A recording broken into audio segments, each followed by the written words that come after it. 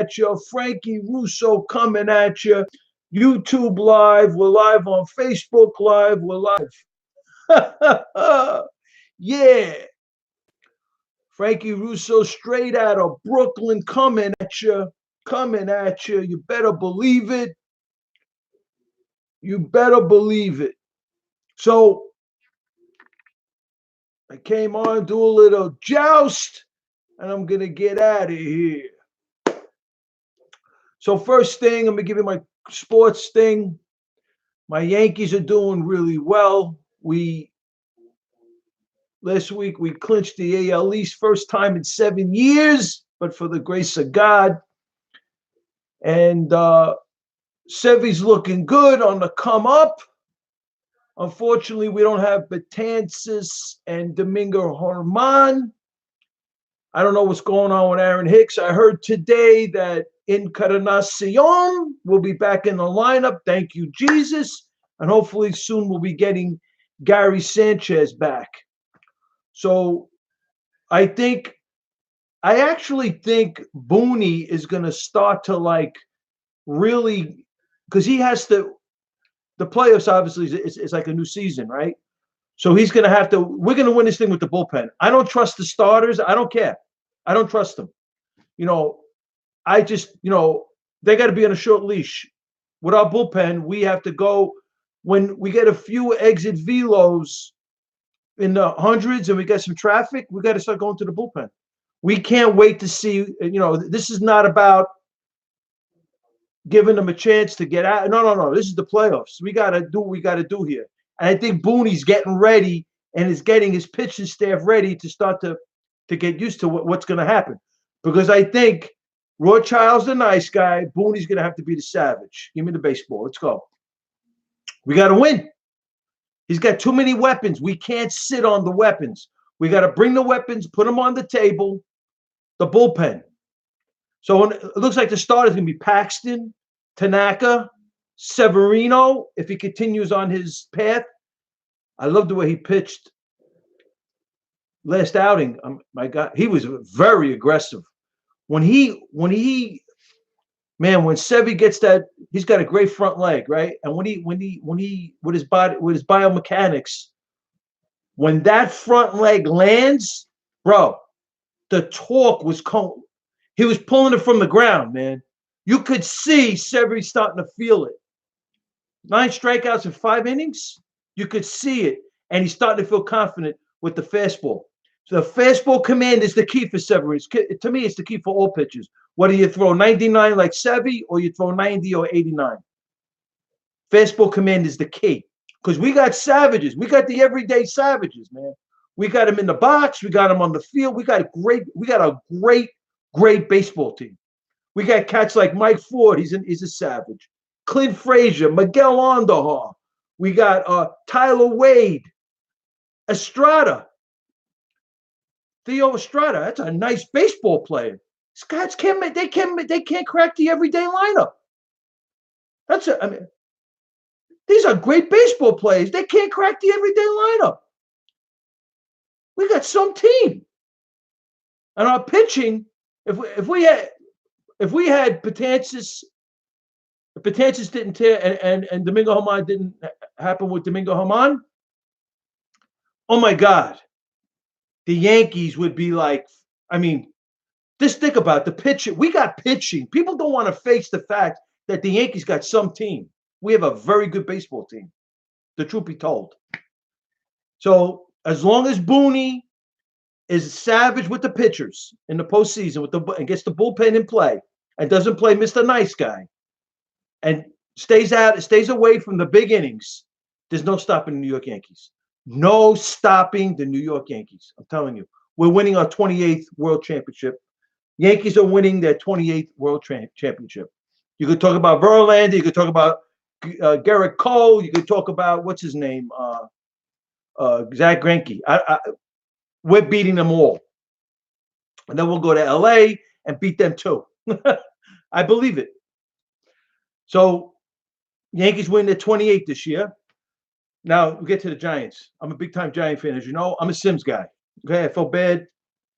Eli Manning is a is a good quarterback with great moments, and he's probably a Hall of Famer with those 2 Super Bowl MVPs. But this kid, who I didn't realize, I didn't think he was, I didn't know if he was that good or not. I mean, I just didn't know until he went on the field. This Daniel Jones. People tell me, oh, but he fumbled the ball. Hey, you got to be kidding me, man. He did so many good things in his first start, and it's beyond belief. What impressed me so much about the kid is not only his mobility, which I thought was freakish, quite frankly. He made it look so easy. But what was really interesting about this kid was the Tampa Bay, who's not a slouch on the defense side, and they were on the road, truth be told, and we didn't have our big monster in the backfield, Saquon Barkley. He was out with a sprained ankle. This kid, Daniel Jones, was standing in the pocket, taking the heat and completing passes.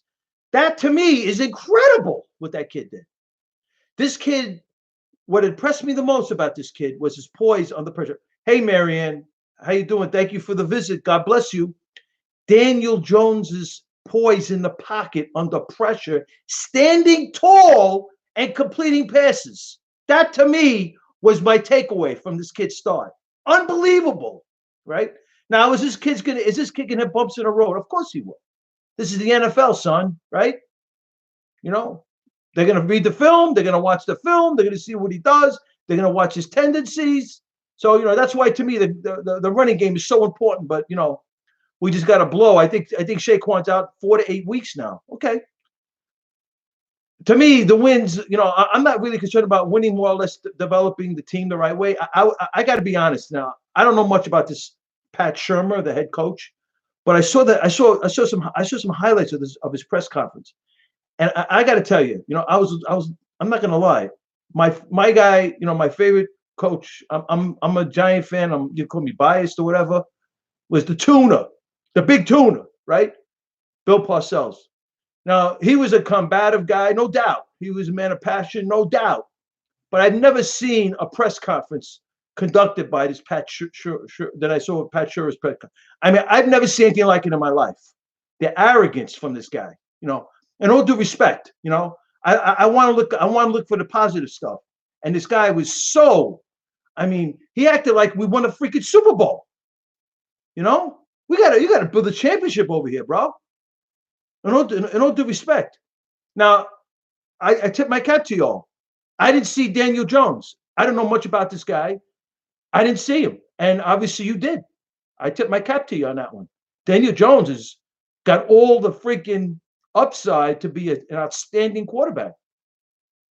This kid, and what I like so much about Daniel Jones is he's got, like, you know, the concentration. So in other words, the heat is on the kid, and the kid's not running out of the pocket because he can very easily, right? He's standing tall in the pocket, completing passes. That, to me, is a championship quarterback. That's what Phil Simms made his living on. Phil Simms wasn't as Eli Manning. They weren't big mobile guys. So they would stand in the pocket, hold the ball as to the last minute, and complete the pass. That's how they made their living. Daniel Jones does that, plus he can move like nobody. He makes it look so easy, it's beyond belief. I just hope he stays cool. He doesn't go crazy with the running, and because we don't want him to get hurt, right? So I'm hoping Pat Shurmur takes a book out of the big tuna's playbook, Bill Parcells' playbook. It tries to be cool at the press conferences. Show a little humility. Just be cool, man. This is New York. You're going to get a lot of questions. If you can't take the heat, you know what they say, you get out of the kitchen, right? You're in New York, son. Truth be told. You got to build a defense. Defense wins championships. Offensive line wins playoff games. Offensive line wins road games because you run the football, but we don't have a running attack. I haven't seen one yet. But Daniel Jones brings some serious upside to the quarterback position.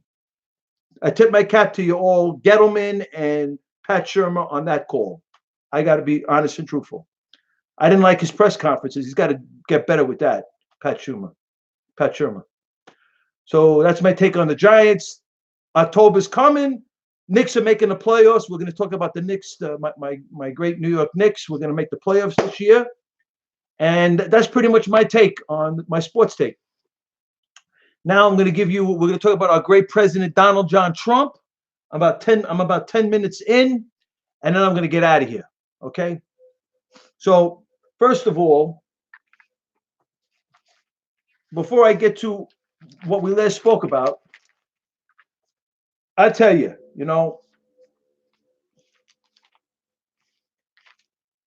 it is beyond belief.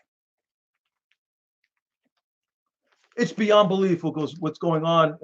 I got the Sunday paper,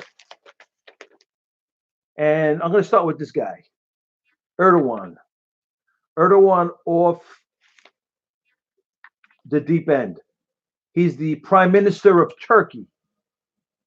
Erdogan, the prime minister of Turkey. Kenneth Tillman, one of my favorite investigative reporters, he penned this column calling it Turkey leader aids and abets ISIS.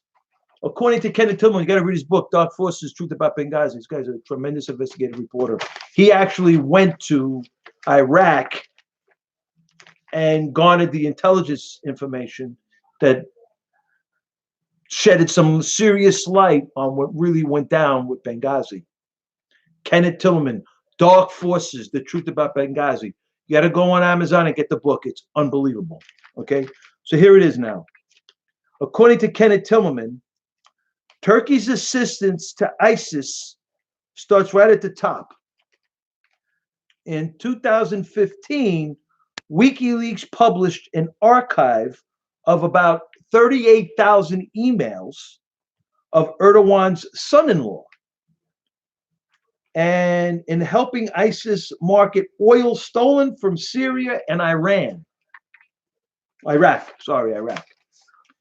In addition, the daughter of Erdogan, he's the president of Turkey, if people don't know, reportedly set up entire medical corps, including a hospital, to treat wounded ISIS fighters in Somalia.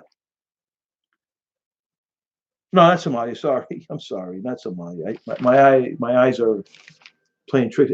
In Turkey, a city southeast of Turkey. It's in southeastern Turkey. Sorry, my eyes are.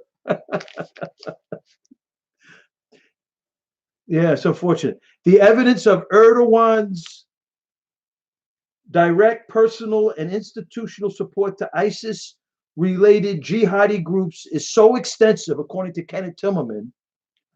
The wonder is why the American media is not paying more attention to it. Wow. This week, a new group, the Turkey ISIS Research Project, is sponsoring bus billboards to roam the Big Apple, New York City. Wow. It's crazy. Well, I guess the de Blasio is part of that, right?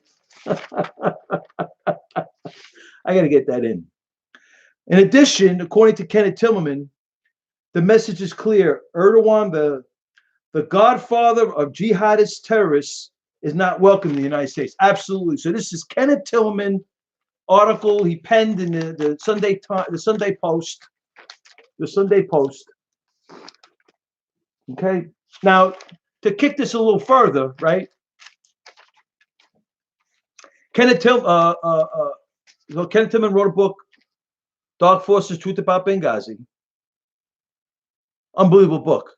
And he has the data claiming that the Islamic Republic of Iran materially supported with this terror cell inside of Benghazi, a Iranian Revolutionary Guard Corps, Hezbollah, Quds Force, Special Forces of the IRGC, materially supported a Sunni militia called Ansar al-Sharia with money, weapons, and training, and human assets. From Derna, the vectors are very clear. Ajabaya, according to Kenneth Tillman, was the logistical technological pipeline. So from Ajabaya, 9 degrees north is Benghazi. From Benghazi, 45 degrees northeast is Derna. That's where the human assets came from. The Al-Qaeda in Libya support network. Beyond belief. And we talked about this all the time. Last Wednesday, I think it was. Or Thursday, whatever. I think it was Thursday. Right? Or Friday. I don't know. I got so much going on. I can't remember I can't remember what I have for what I have for lunch today. It's crazy. But anyway, or my dinner, whatever. But the truth be told, the we've talked about this. The Al Qaeda support network in America, 9/11. We point to 9/11. The Al Qaeda support network in the UK, which has come out recently. The published reports, they had these fraudsters frauding the UK taxpayers for billions of dollars, and they sent between 80 to 100 million, according to the London Times, to the Al Qaeda support network inside of England. Right? Truth be told, Osama bin Laden, Abu Hamza al-Mashri, Abu Yahya al-Libi, they were all MI5, MI6 informants, the intelligence agencies inside of UK, as was Anwar al-Awlaki, the Abdul Sattar Sheikh, Imad Karaka, FBI informants. And, as we talk about all the time, we believe the 9/11, they knew, the intelligence agencies knew about these cats, Atta and Almar Abdel Rahman and Khalid Sheikh Mohammed and Anwar al-Awlaki, but the informants double banged the American intelligence agencies, as did Abu Yahya al-Libi and Abu Hamza al-Mashri, who were MI5, MI6 informants. They run roughshod over in Europe, the radicalisms, right?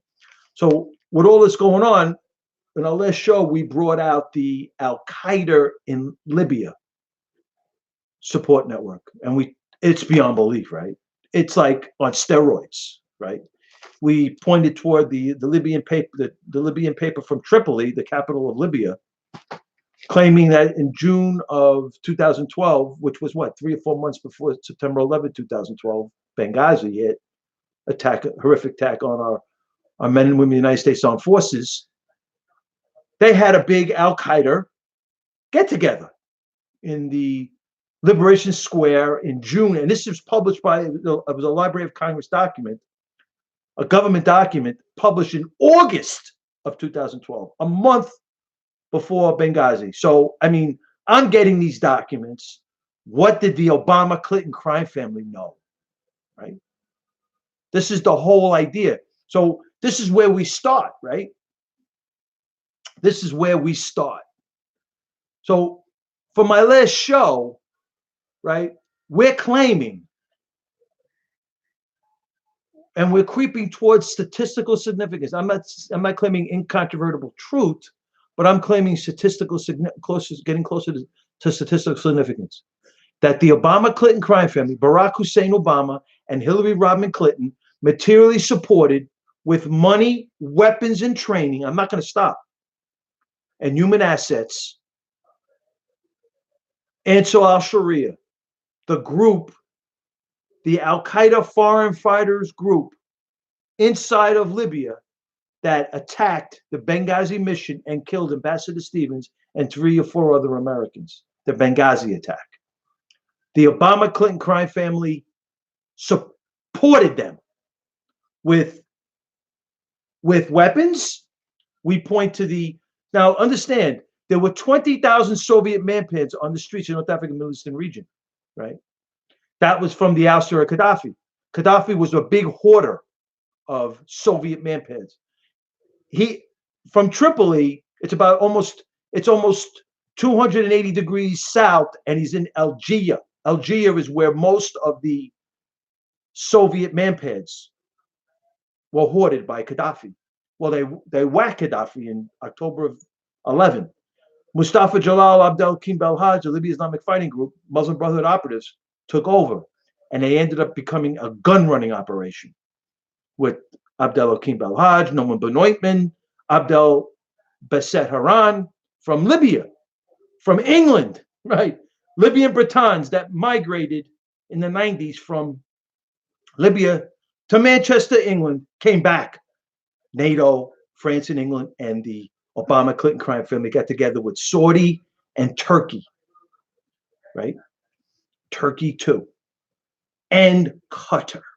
Qatar is how the Obama-Clinton crime family, approved by the Hillary Clinton State Department, the selling, because they sold a lot of weapons to Qatar, right? We sold, because understand, right? In Qatar is the largest U.S. military base outside of the United States. Is in Qatar, right? We have a big weapons deal with Qatar, and apparently the special forces inside of Qatar gave the Libyan Islamic Fighting Group 10 years removed from September 11, 2001, where the Al Qaeda foreign fighters came into our nation and killed 5,000 Americans. So the Obama-Clinton crime family gave weapons to Al Qaeda foreign fighters that go all the way back to the Afghan Taliban versus the Soviet Union. And I can Ben Kumu, Abu Qatala, Noman Benoitman, Abdel Hakim Belhaj, Mustafa Jalal, Mohammed Jabril, same guy, Abu Yahya Libby, and his brother, Abu Yahya Libby, was whacked by a drone in June of 2012, right? So his brother is one of the co-founders of the Libyan Islamic Fighting Group.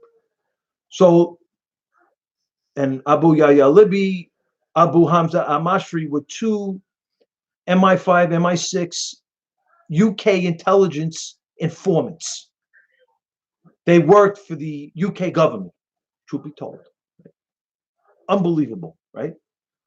Now,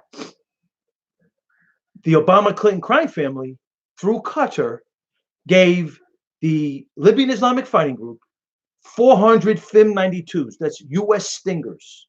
Those are man pads. Those are 6-foot missiles. They're portable. So in other words, the radical Islamists would put the missiles on their shoulders and shoot down U.S. Chinook helicopters, which they did in Afghanistan. Kenneth Tillman's book, you got to read what they did. So in other words, the Obama-Clinton crime family materially supported the enemies of our great nation, the enemies of our men and women of the United States Armed Forces. They armed them. And Tillman has in his book, Dark Forces, Truth About Benghazi, some of his published work, like he did for the New York Post, which he did recently on Erdogan. He wrote about the Afghan Taliban, which is materially supported by, they front for the Islamic Republic of Iran. They have training camps inside of Iran, according to Thomas Jocelyn. They actually have a headquarters inside of Sahid in Iran where 600,000 Iranian Sunnis live. This is how Iran moves, man. So the Taliban was taking the man pads, which Iran got a hold of during that Libyan debacle, because there were terror cells all over Libya. And one of them was in Benghazi, a Quds Force, Hezbollah, IRGC, Iranian Revolutionary Guard Corps terror cell inside of Benghazi. In Misrata, in South Libya, because they helped, according to published reports, they were when they couped Morsi and put in when Egypt and Israel couped Morsi and put in Sisi, Iran was plotting to, through these terror cells in this, they call it the Free Egyptian Army, like they did with Ansar al-Sharia. They fronted these Muslim Brotherhood operatives, because Sisi threw the Muslim Brotherhood operatives out of Egypt. They banned them from Egypt. They went to Sudan, they went to Libya, and they went to Istanbul, Turkey, with Erdogan. So this is crazy stuff, right?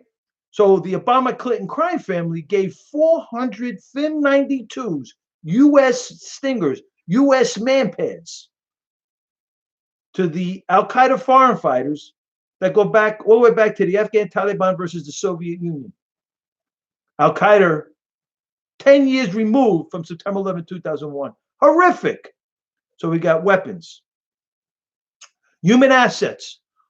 We're going to, well, since the Obama-Clinton crime family couped Mubarak, they threw Mubarak out, and they put in Morsi, a pro-Iran, anti-American, pro-Iran, and American intelligence creation was Morsi, as was Mohammed Javad Zarif, the Minister of Foreign Affairs of Iran, who was the point guy on that fake Iranian nuke deal, where Obama got 3 points on the 150 billion It's about $3 billion. Obama and the Clinton Foundation got off with a stockpile of dough. They the money conceivably, there's much data that the money was put in the Al Shalom Islamic Bank inside of Sudan, the Osama bin Laden Bank, whose Obama's half brother is on a bank account with the coup dictator Omar al-Bashir, with the deceased Muslim Brotherhood founder of in Sudan, Hassan al-Tarabi. That's Obama's brother, his half brother. Yeah, he's probably got it. And the truth be told, he's probably got a diplomatic visa. He's a dual citizen, American. I think he's got 14 wives, something like that, some crazy number. And I know he's a Kenyan citizen, and I think he's an American citizen because he married an American woman. And this guy probably goes in and out whenever he wants. I think he's got a diplomatic visa. Sick. He's on a bank account. The last time we checked, this is Shobat, the PLO Christian convert. He became a Christian, and his dad, he has this charitable. This is how the Islamists move through these charitable organizations. They funnel their money to terrorism. And this one organization was called the Islamic Dawah Organization of Sudan.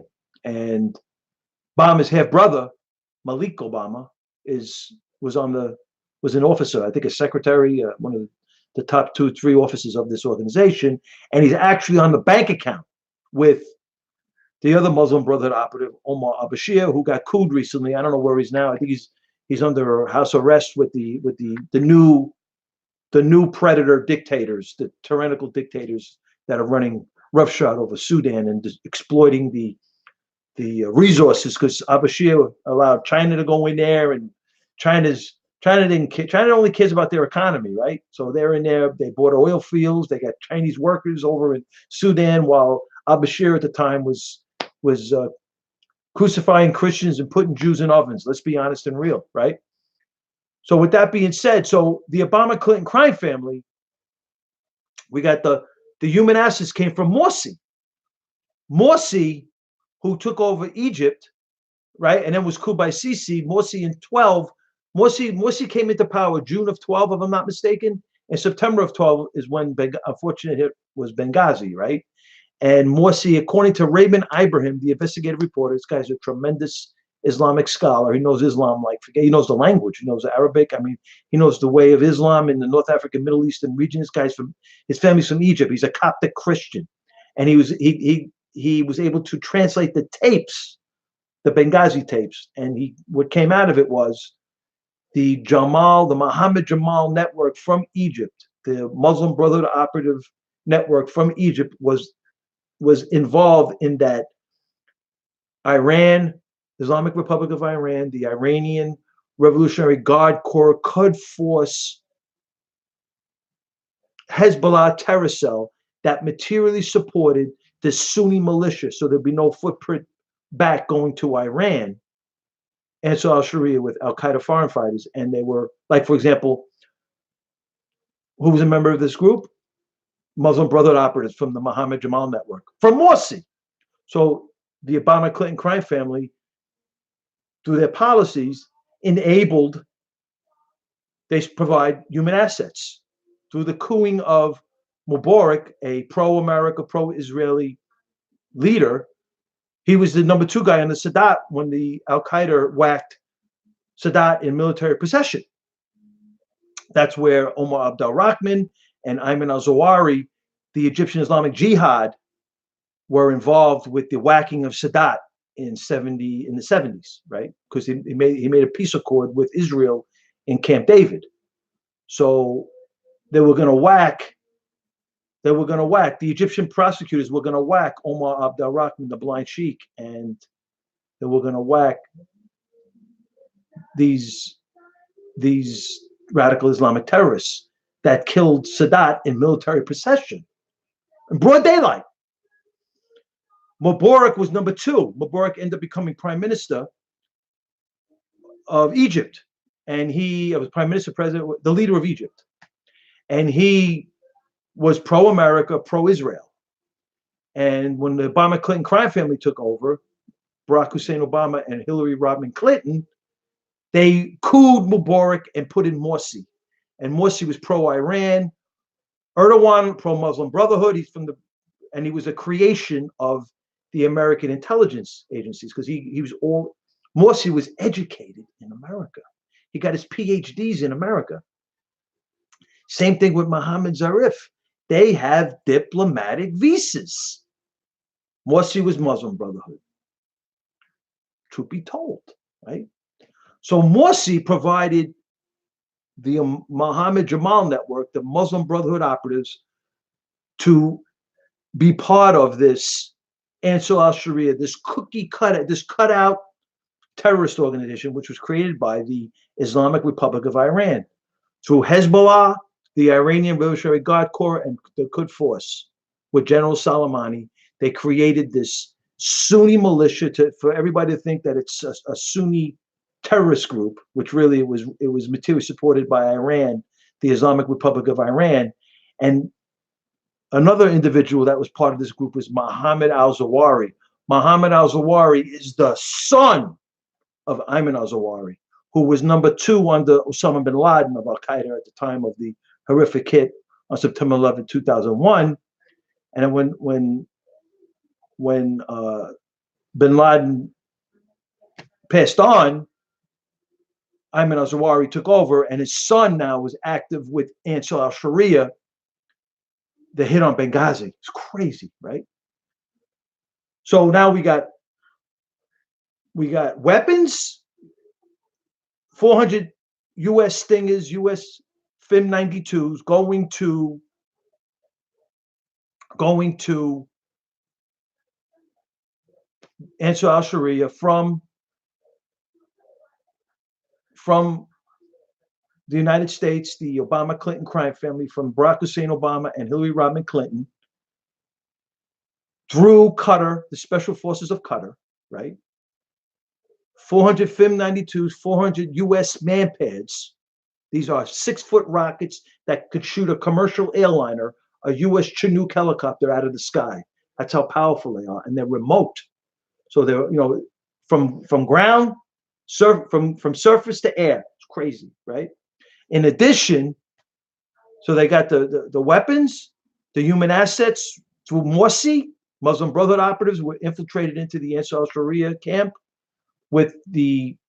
through Ajabaya, which is right below Benghazi. 90 degrees north is Benghazi. 45 degrees from Benghazi, the vector going into northeast is Derna. That's where all the human assets, a lot of the human assets came from, right? Because we talked about the Al-Qaeda infiltration inside of Libya.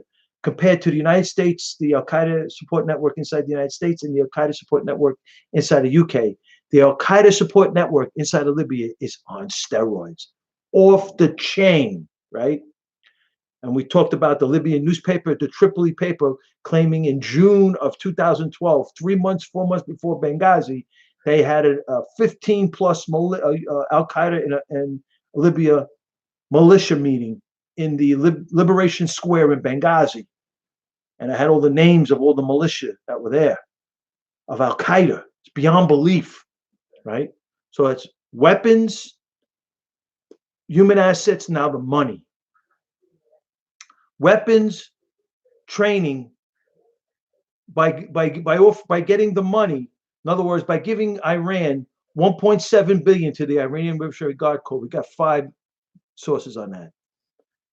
Utilizing $150 billion back to Iran under the guise of the Hague, because we held the money that was supposed to be for the jet fighters at the time before the Islamic Revolution inside of Iran in the 70s. We held on to the money, and rightly so, because Iran was killing Americans both home and abroad, indirectly or directly. And according to U.S. district courts, the Islamic Republic of Iran materially supported Al-Qaeda before, during, and after the horrific hit on the World Trade Center, September 11, 2001.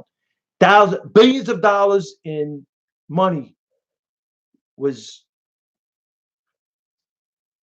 the damages against Iran was in the billions. And Obama and Hillary Clinton, the Obama-Clinton crime family, Barack Hussein Obama and Hillary Rodham Clinton told the Ayatollah that he did not have to kick into the victims' compensation fund billions of dollars. Now, we're Americans. We have no problem helping the families of the victims of these terror attacks.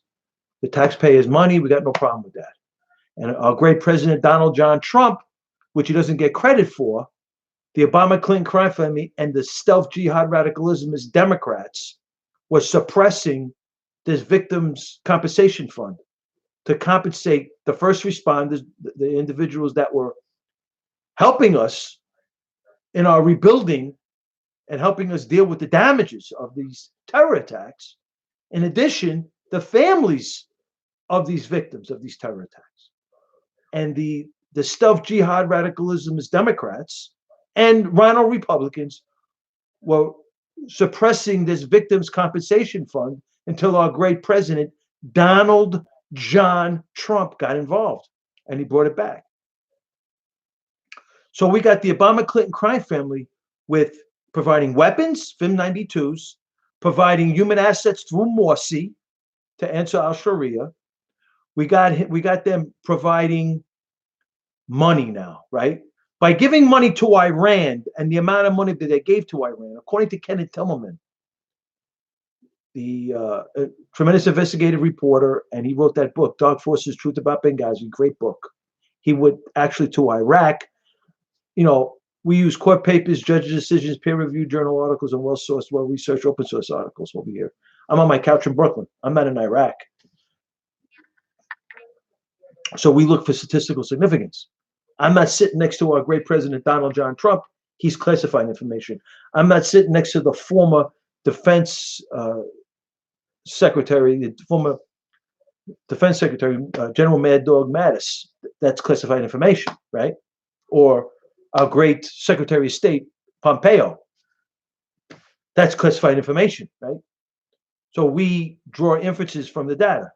And based on that, like, right? So we know about the Al-Qaeda support network inside of Libya on steroids, greater than the Al-Qaeda support network inside the United States with the 9/11 Imam Anwar al-Awlaki, the FBI informant, and greater than the UK Al-Qaeda support network with Abu Hamza al-Mashri and Abu Yahya al-Libi, the MI5, MI6 informants, the UK intelligence informants. The Al-Qaeda in Libya network was on steroids, okay? So that, plus the human assets from Morsi, plus the 400 FIM-92s and the 20,000 Soviet manpads from the cooing and the whacking of Gaddafi, then we got the money, right? And according to Kenneth Timmerman, the $8 to $10 million from the Quds Force bank accounts inside of Malaysia, and we talked about this, the first Islamic investment bank inside of Malaysia, that's owned by Babak Zanjani, the Iranian billionaire who fronts for well, right now he's in political turmoil because Hassan Rouhani has got to play hardball with him because he's trying to maintain control of the Iranian government because the people are up in arms about the oppressive, the tyrannical Iranian government. The Islamic Republic of Iran government is evil. Evil, truth be told. To me, they're the next Nazi Germany. The next Nazi Germany. That's where the next Antichrist is going to come out of Iran, I believe. That's what my intuition is telling me. And we can't let the son of the former secular dictator take over because that's going to be horrific. That means the book of Revelation is going to be on steroids if they allow this to happen. We can't allow a regime change with the son of this the former secular dictator that got thrown out in the 70s. His son would be. What up, Brian? How you doing, my brother? So what we have here now is money. So the 8 to 10 million, according to Kenneth Tillman, came from the Quds Force bank accounts inside of Malaysia. Kuala Lumpur is where the first Islamic investment bank owned by Babak Zanjani, who's now in prison because he was a friend, a supporter, a business associate of Ahmadinejad. He was selling 22 million barrels of oil inside of the port of Labuan in Malaysia to get around Western sanctions. Well, Hassan Rouhani, because of his concern about losing control of the Iranian government, has to show the people of Iran that he's going to take a hard line with these puppets of the IRGC, the Iranian Revolutionary Guard Corps, Babak Zanjani, who, to tie this in with Erdogan, here, Erdogan, we talked about Erdogan earlier. Erdogan, right? We talked about Erdogan, the prime minister of Turkey, or the president of Turkey, who was bribed by Reza Zarrab, a gold trader, a Turkey Iranian national, for millions of dollars. Him, his wife, his son, and his son-in-law, for millions of dollars, right? So what in exchange for the bribing from this guy Reza Zarrab, the Erdogan, the prime minister, the president of Turkey, opened up the Turkish banks to this Reza Zarrab, and he was able to money launder through the Turkish banks to the Islamic Republic of Iran, to the weapons of mass destruction, to the bank melly of Iran, to the Iranian Military Guard Corps, to the nuclear program of Iran, to the weapons of mass destruction of Iran. Horrific. So much so we arrested, when he was in America, we arrested him. Well, recently he had his case came up and he copped a plea, and you know how that goes, right? So the truth be told now, Reza Zarrab was holding the money, was holding Babak Zanjani's money. Yeah. Babak Zanjani, the billionaire who was getting around the Western sanctions, was sanctioning, Iran is in OPEC. They're like the top five, the number three behind Iraq and Saudi as an oil producer. And under the Obama-Clinton crime family, they actually got into the natural gas business. They own part of a gas field, does Iran, with Qatar. And Iran went into business with China, Total SA, France, believe it or not, and Iran to build a NG plant, a natural gas plant inside of on that gas field that they share with Qatar. And they I don't know if they completed already. Or last time I checked, they were in the process of constructing it, and they want to get in the exporting business, right, of natural gas. Qatar has garnered all of their dough, all of their wealthy country from the natural gas market, right? So getting back to Erdogan, so this guy Reza Zarrab ended up becoming a banker for Babak Zanjani, the Iranian billionaire who was in cahoots with Ahmadinejad of the IRGC, the former IRGC member Ahmadinejad, who couped in 2009 the Islamic Republic of Iran government. And Obama sat on his hands, as he always does and always did nothing, because he was a stuff. He was probably thought he was the Shah of Iran, quite frankly. Obama is a stuffed jihad radical Islamist, as is Hillary Rodham Clinton, a stuffed jihad radical Islamist. The Obama-Clinton crime family is loaded with stuffed jihad radical Islamists, right? So the money that the Obama-Clinton crime family gave Iran, the 1.7 billion. Now, what I did, my list I was on, I think it was Thursday. This thing I wanted to go over was this I wanted to get a little more into it, just a little more. The secret Obama era permit let Iran convert funds to dollars. In other words, exploit our banking system, which is against the federal statutes. Iran is the world's largest state sponsor of terror, the Iranian Global Terror Network. So basically, now here's where it gets crazy, right? Because now, okay, so we know money, Iranian money, Iran hides money in Malaysia, the first Islamic investment bank in Malaysia. We know the Iranian Quds Force, according to Kenneth Tillman, hides money in Iraqi banks. They float currency over there, for billions of dollars, according to Kenneth Tillman data. Right? We know that the Islamic Republic of Iran, gives Syria, who could, Syria's, last time I checked, Assad's still in power, that the Syrian people have no, it's basically an Iranian colony, right? And they give Assad 3 to 15 billion annually. And I got Dexter Filkins from the New Yorker magazine, no friend of Trump, right? No friend of the Trumpers. Kenneth Tillman's data too claims that billions of dollars come from the Islamic Republic of Iran to keep Assad in power, to Syria, right? And that's where in Damascus, the Iranian embassy is the command center, Iran's command center. That's where they, according to, just to give you a little sidebar, that's according to Louis Freeh, FBI, 5-year investigation, 250 agents, the Crowbar Towers attack, which was run by the Brigadier General of the IRGC, Sharifi, from the Iranian embassy in Damascus. They implemented and orchestrated the terror attack in Saudi Arabia, in Bahrain, Saudi Arabia. It's horrific. And Hezbollah and Iran was involved in that. 5-year investigation by the FBI.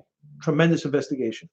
So now we're looking at the banking system. So we got Malaysia, Kuala Lumpur, Iraqi banks.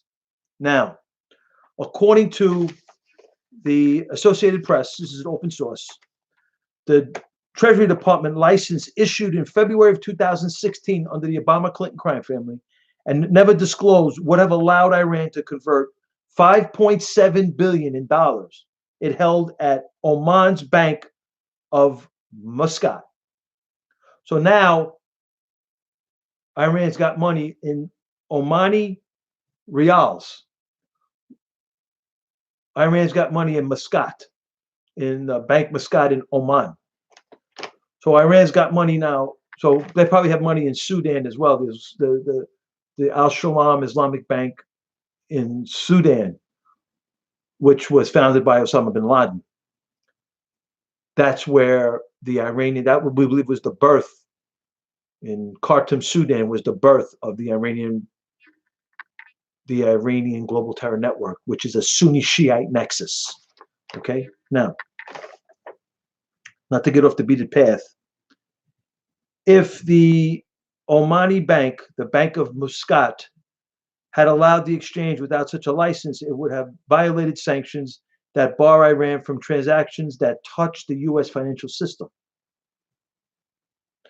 But this is, we don't know. I mean, we're just going by, they're claiming that this didn't happen. But, you know, I'm sorry. I hate to be so cynical, but I just don't believe mainstream media, mainstream intelligence. I'm sorry. And the intelligence community has so much control over mainstream media, it's beyond belief.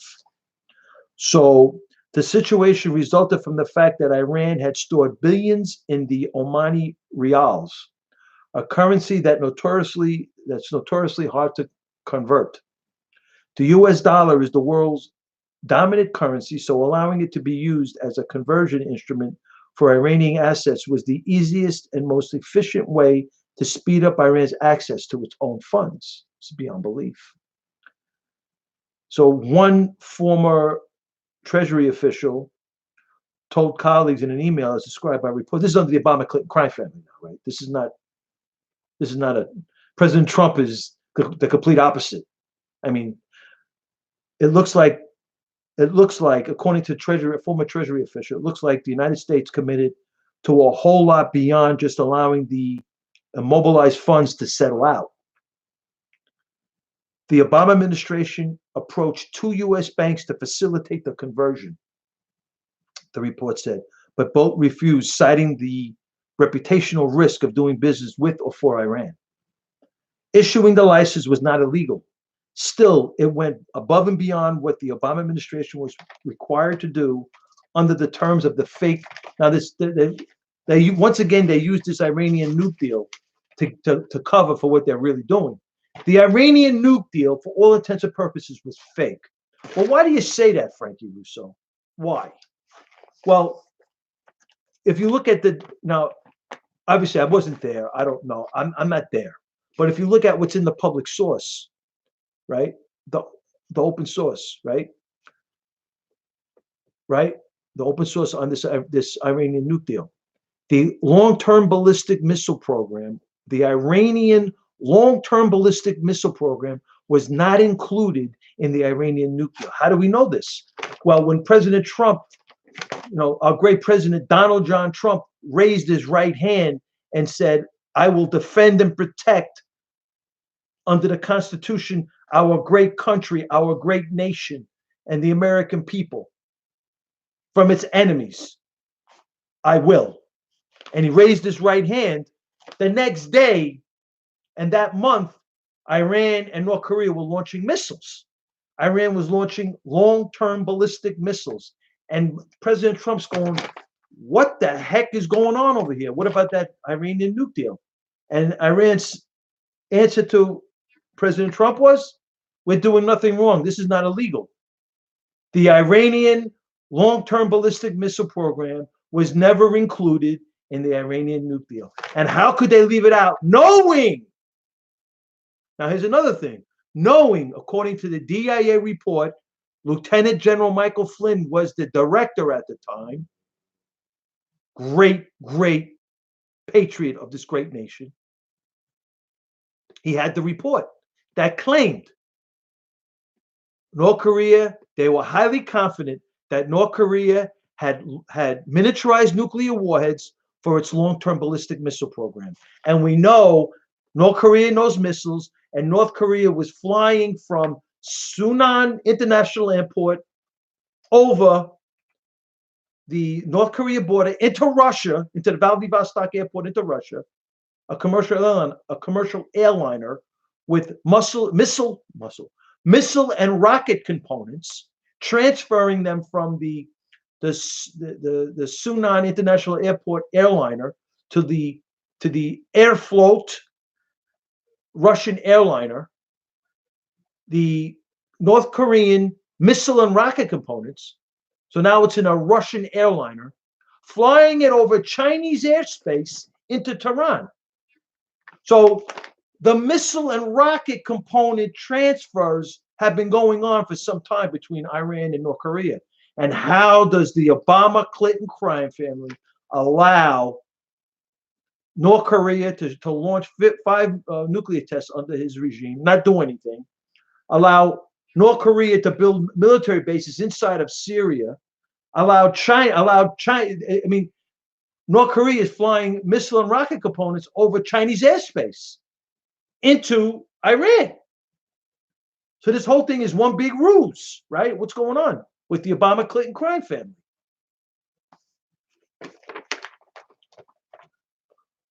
So, right?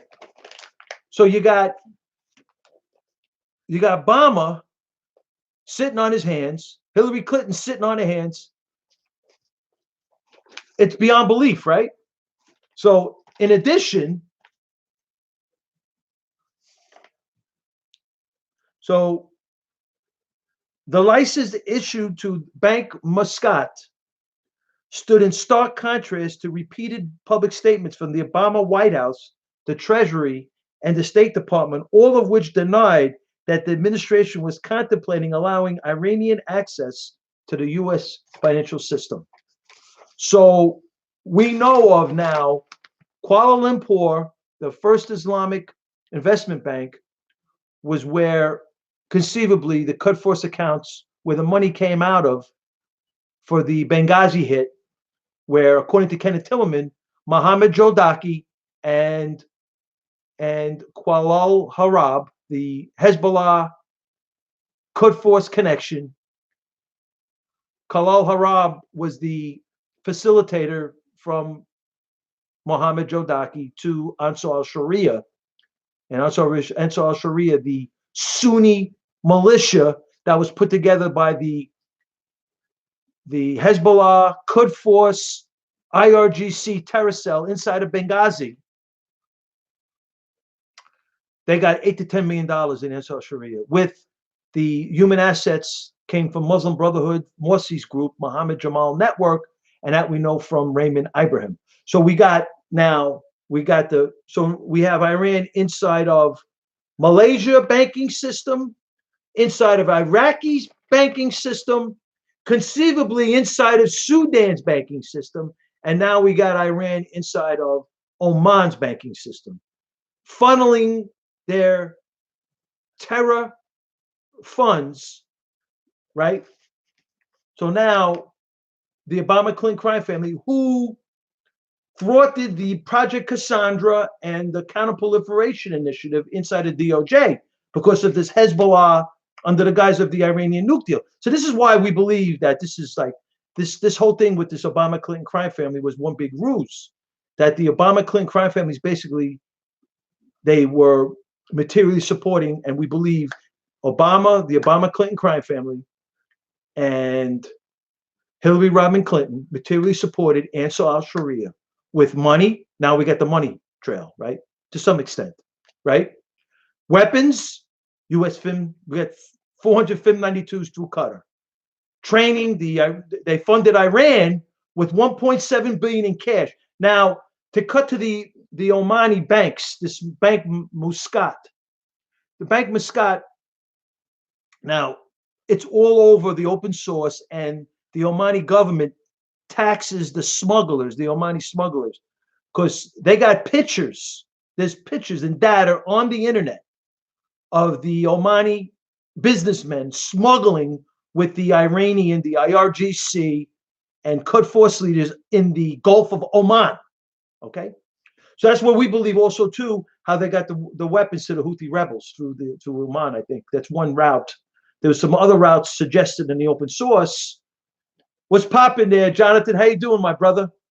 So we think this further confirms that we believed. So according to this Associated Press, it just further confirms that Iran's relationship with Oman. So Oman is in the Gulf Cooperation Council, which is basically a Saudi kingdom group. But Oman is on the fence, as is Qatar. They play both sides, as does Qatar, right? With Iran and Saudi. So Qatar got blockaded by the Saudi Cooperation Council, and Oman is on the fence over there. So the Saudis watch the Omani officials, as there are some Qatari nationals that support Iran. That dynamic goes on over there.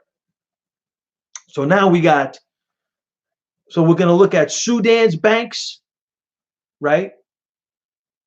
So this is crazy, right? Because Obama did use he gave Iran 1.7 billion in dollars, and they converted to euros. And I got 5 sources that went to the IRGC, those wood pallets of cash. How do you give the Islamic Republic of Iran cash? They're selling Iranian oil in the port of Labuan through this billionaire, Babak Zanjani, right?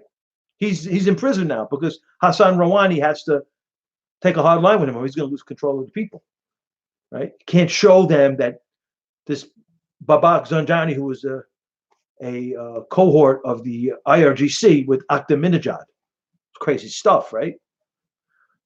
And this guy, Reza Zarab, I mean, this is how deep this whole thing goes. Reza Zarab is the Turkish-Iranian in with Erdogan, funneling money through the Turkish banks to the Islamic Republic of Iran. He was so guilty that we arrested him when he was in America. I forgot what state he was in, but he got arrested in America, and he was on trial, and he copped the plea. So I don't know what came out of that, but. So what we got now, so we're going to follow the money, right? We got Iran in Malaysia in First Islamic Investment Bank. We got Iran in Iraqi banks. We got Iran in Al-Shalom Islamic Bank in Sudan, that's Osama bin Laden's bank. And we got Iran in Bank Muscat. You're right, Jonathan. Absolutely. Absolutely. So just to move this thing forward, because we believe that we're creeping towards statistical significance, that we believe that the Obama-Clinton crime family materially supported Ansar al-Sharia, the Quds Force, Iranian Revolutionary Guard Corps, Hezbollah terror cell inside of Benghazi.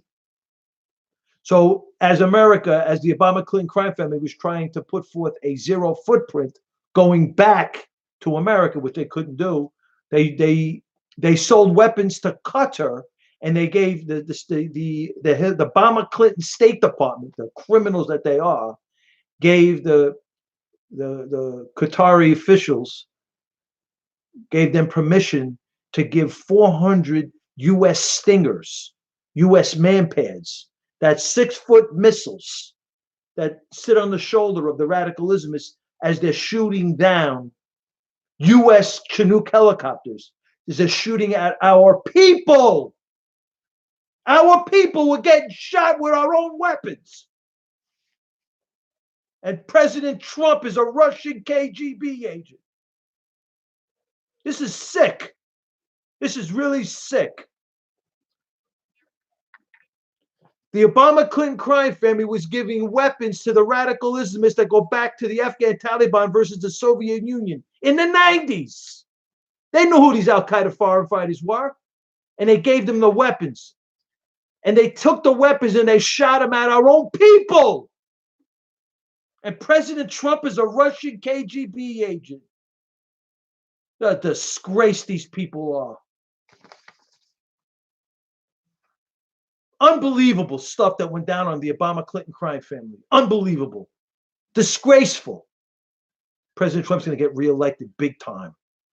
Whether it be the landslide, I believe, or it be just like 216. We'll take it either way. 216 or the 2020 landslide. Whatever way it comes, we don't care. As long as our president gets reelected. We want him there 4 years, 8 years, 12 years to keep these criminals out of the White House. Disgraceful. Think about it. We got men and women coming from this country, putting their lives on the line, putting their shoulders, their arms, their legs, their eyes, their life on the line. It's hard enough to get through the active duty tour, right? Through the North African, Middle Eastern region. The Obama-Clinton crime family is giving the enemy's weapons to shoot at our own people. And we let them get away with it? They think they're getting away with it. They're not. That's the sick thing about this whole thing. They're not. So we're going to follow this. We're going to dig deep because the Al-Qaeda in Libya is big time. We're going to look at, so we got Iran money in Malaysia, Iran money in Iraq, Iran money in Sudan, the Al-Shalam Islamic Bank in Sudan, founded by Osama bin Laden. And we got Iranian money in Oman, Muscat Bank of Oman, the Omani bank that apparently was 5.7 billion in Omani reals. So they're hiding their money all over the world. Is the Islamic Republic of Iran, the government. Very corrupt. Very corrupt. They don't care about their people. Hassan Rouhani, who in his time was very much a supporter of the Khomeini, he was. But now he's got to play his political game because the people, he has to take his side against Babak Zanjani because Babak Zanjani is with the IRGC. Ahmadinejad. They couped Iran in 2009 where Obama sat on his hands as Assad was gassing and chemical weaponizing his people. Obama sat on his hands. Obama gave money. The Obama-Clinton crime family gave money that Hillary Rodham Clinton gave money to the Iranian Revolutionary Guard Corps. President Trump sanctioned. Oh, that reminds me. Let me look at this before I get off the air. Hey, McCrae. MJ McCrae in my YouTube live, big Yankee fan. God bless you. God bless you, McCrae. I just want to see the President Trump sanctions. I meant to, that's the other thing I meant to do. I forgot all about it. Trump sanctions on Iran banking system. I'm doing a search in Google. I want to see it before I get off the air. I'll talk more about it tomorrow or the next day. President Trump announces highest level of new sanctions on Iranian National Bank. Okay, let's see. I'm gonna look through. I'm gonna look at this National Review article. Let's see. President Trump announced that his administration has placed harsh sanctions on Iran's national bank. We have just sanctioned the Iranian National Bank, that is their central banking system, and it's going to be the highest level of sanctions, according to our great President Donald John Trump. Let's see what else they say. Great point, Brian. I like that. Great point. I don't know who's more corrupt, right? The announcement comes 2 days after President Trump had instructed Secretary of Treasury Mnuchin to substantially increase sanctions on Iran following several attacks on Saudi Arabian oil facilities that U.S. attributed to the Islamic Republic of Iran. The attacks, a series of coordinated strikes that hit Saudi oil facilities, cut the country's oil production, which accounts for 5% of the world's daily support. Wow. Yeah, because the Aramco is huge in OPEC, right? Aramco is huge. But thank God our great president unleashed the energy sector, right? So we're not. So he not only did he get rid of all of the regulations, but he has unleashed our energy sector to the point where we're the number one oil exporter on the planet, right? President Trump. Since the attacks on Saudi, he's been pushing heavy for that pipeline from the Texas pipeline to further enhance our market share of crude oil exports. Exporting crude oil, I mean, it's beyond belief. We are now, according to our great president, energy independent, as opposed to what up, Brian? As opposed to in the 70s, where we were energy dependent, and we had those issues with OPEC, right, in the 70s. So our president is doing a fabulous job, and we believe it's either going to be hashtag Trump 2020 landslide, and at the very least, it'll be like 2016, and President Trump will get 300 plus electoral votes, and there it is. And he gets reelected, and we're hoping that he gets reelected 4 years, and hopefully they appeal the 2-term limit and allow him to run a 3rd term. We want our president to be in there as long as he wants to be president, to keep out the criminals, because all our president cares about is making America great again, which he's been doing. Keep America great again. He is going to go down as one of our greatest presidents, with Ronald Reagan, Abraham Lincoln, Thomas Jefferson, George Washington, Donald John Trump. Tremendous president. Loves our country. And unfortunately, the deep state run by these unelected officials, I'd have more respect for them if they were actually elected. At least you could say they went through an election. Instead, they're just basically holdovers, right, from past regimes, and end up being policymakers and not even elected officials. It's disgusting what goes on with that deep state.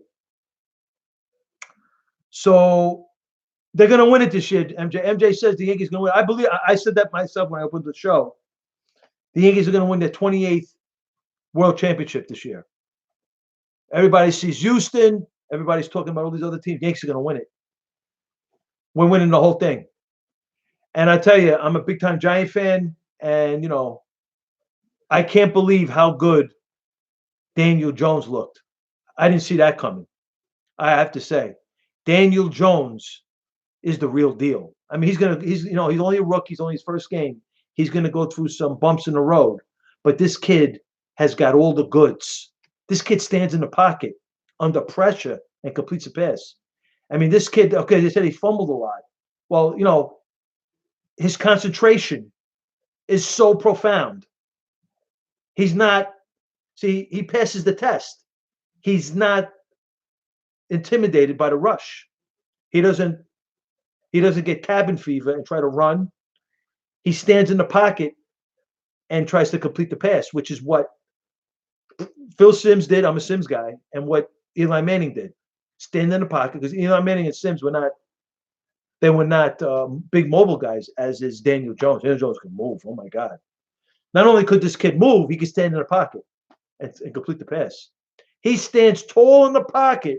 This kid is like, he's like a Ben Roethlisberger with legs, with moves.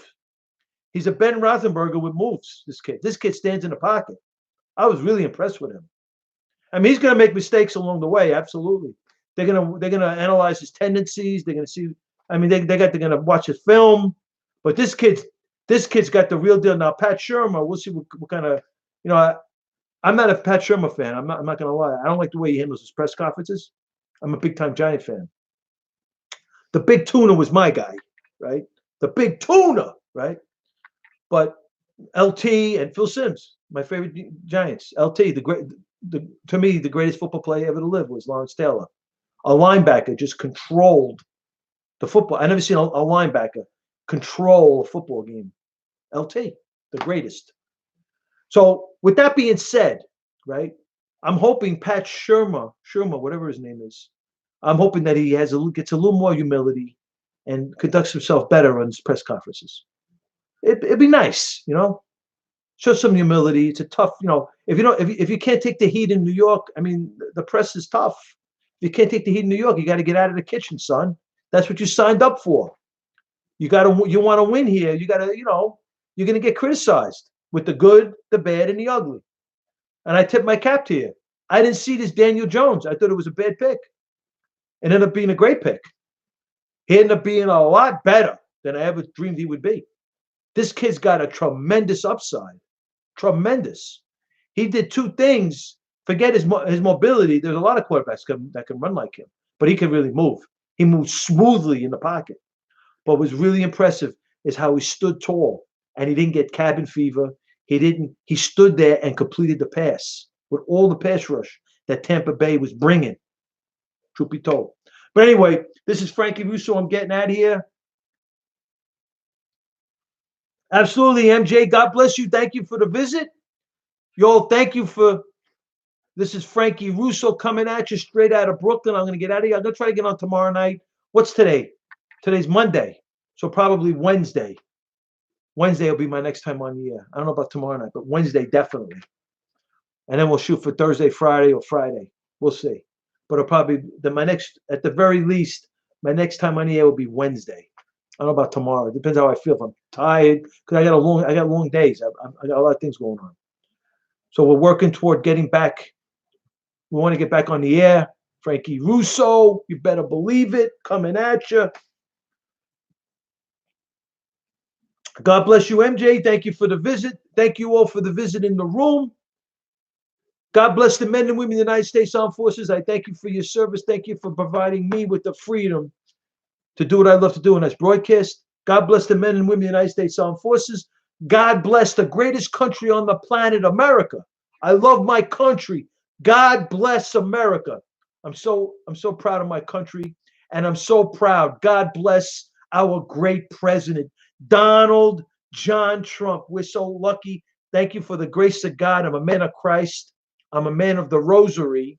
I am Frankie Russo. You better believe it.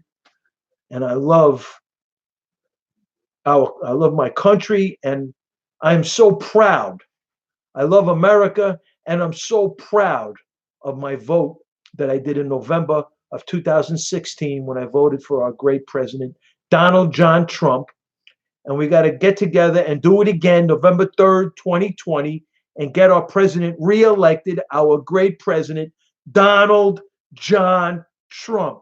This is Frankie Russo coming at you straight out of Brooklyn. We give you the good, the bad, and the ugly. This is Frankie Russo. Can't keep up with this. You can't. No way. I'll see you in the future. You better believe it. I'll see y'all at YouTube Live in the future.